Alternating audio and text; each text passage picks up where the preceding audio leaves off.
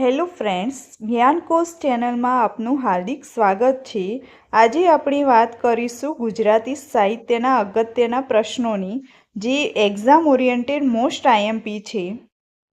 પ્રશ્ન નંબર 1, આખ્યાનના પિતા કોનું ઉપનામ છે?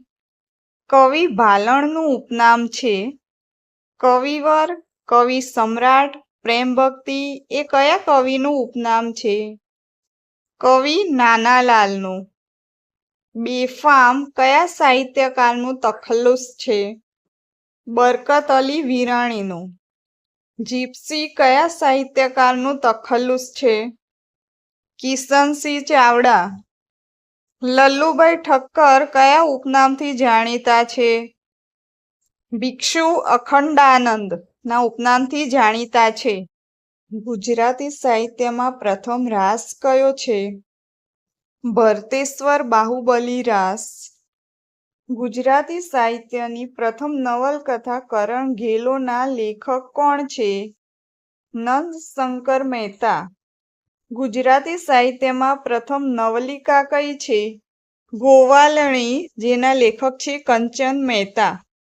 પ્રાણી માત્રને પ્રાર્થના ગીતના કવિ કોણ છે? મનુશ્રી સંતબાલ।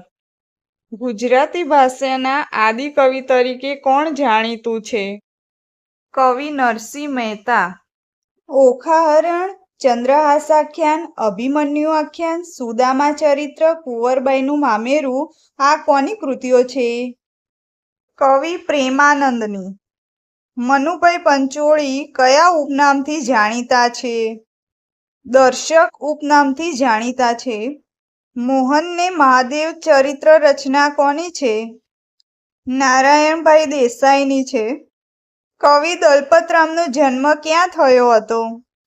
વઢવાણમાં થયો હતો। કુરુક્ષેત્ર નવલકથા કોણે લખી છે? મનુભાઈ પંચોળીએ લખી છે। સુંદરમ તખલ્લુસ કયા સાહિત્યકારનું છે? ત્રિભુવનદાસ પુરુષોત્તમદાસ લુહાર। કોયા ભગતની કડવી વાણી કાવ્ય સંગ્રહ કોનું છે? ત્રિભુવનદાસ લુહારનું। કવિ સુંદરમનો જન્મ કયા ગામમાં થયો હતો? ભરૂચ પાસેના મિયામાતર ગામમાં થયો હતો। જનમટીપ નવલકથા કયા સાહિત્યકારની છે?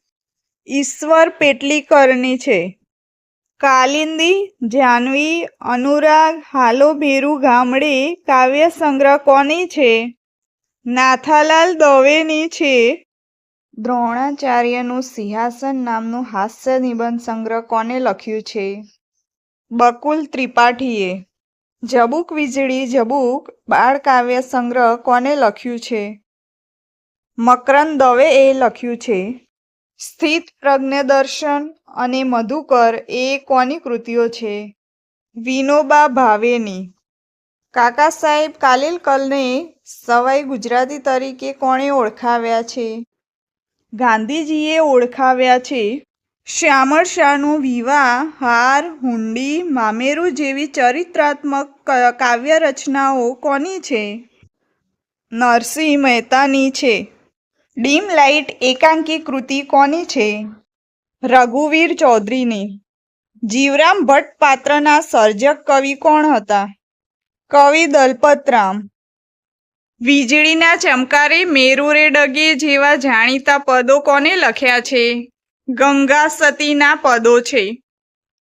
કાર્ડિયોગ્રામ, રણ તો લીલાછમ, વગડાને તરસ, ટહુકાને જાત્રા કોની આત્મકથાઓ છે?